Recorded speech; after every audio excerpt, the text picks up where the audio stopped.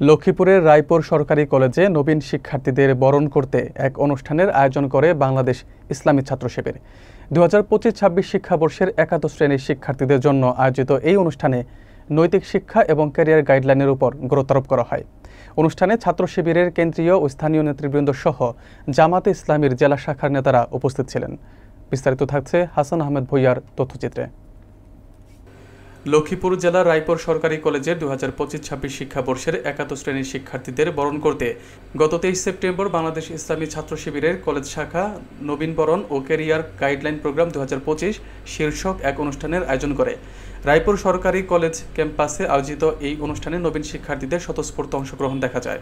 College শাখা ছাত্র শিবিরের সভাপতি মোহাম্মদ সবুজ আলমের সঞ্চালনায় এবং কলেজ সেক্রেটারি মেহরাজ হোসেন নাইমের সার্বিক সহযোগিতায় অনুষ্ঠানটি পরিচালিত হয়।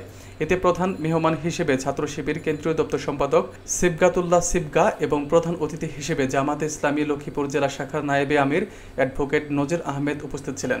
এছাড়া ছাত্র শিবির লক্ষ্মীপুর জেলার সভাপতি আব্দুর রহমান চৌধুরী, সাবেক জেলা সভাপতি সাইফ রাকিব, জেলা সেক্রেটারি মোহাম্মদ আরমান হোসেন সহ স্থানীয় নেতৃবৃন্দ বিশেষ অতিথি হিসেবে উপস্থিত ছিলেন।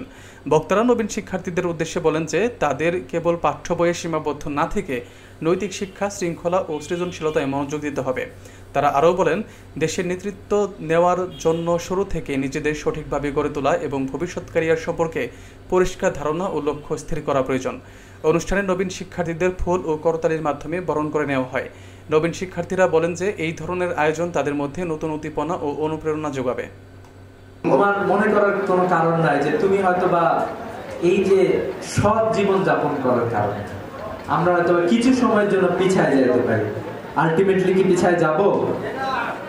দেখবা যে আলটিমেটলি বিজয়টা আমাদেরই হবে ইনশাআল্লাহ। তো এই জন্য ইসলামী ছাত্র শিবির মূলত এটাই ইসলামী ছাত্র শিবিরের চাওয়া। মেসেজটা হচ্ছে এটাই যে আমরা আমাদের ভিশনটা তোমরা দেখবা যে আমাদের ভিশনে আমরা বলতেছি সমৃদ্ধ বাংলাদেশ গড়ার লক্ষ্যে সৎ, দক্ষ এবং দেশপ্রেমিক নাগরিক তৈরি। একটা দেশের যদি প্রচুর দক্ষ মানুষ আছে, ঠিক আছে, কিন্তু কারোর সততা আসলে নাই, এই দেশটা কি সামনে আগে যেতে পারবে?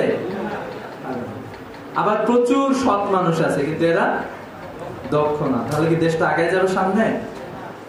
ঠিক আছে, সৎ মানুষ আছে কিন্তু সে জায়গা মতো বসতে পারে না, দেশটা আসলে আগাবে না। ইসলামী ছাত্র শিবিরের এটা হলো চাওয়া যে আমরা নতুন এক বাংলাদেশের স্বপ্ন দেখি। আমরা নতুন এক বাংলাদেশের স্বপ্ন দেখি। আমরা দেখি নতুন বাংলাদেশে যারা নেতৃত্ব দেবে তারা নেতা হবে না, বরং তারা হবে সেবক।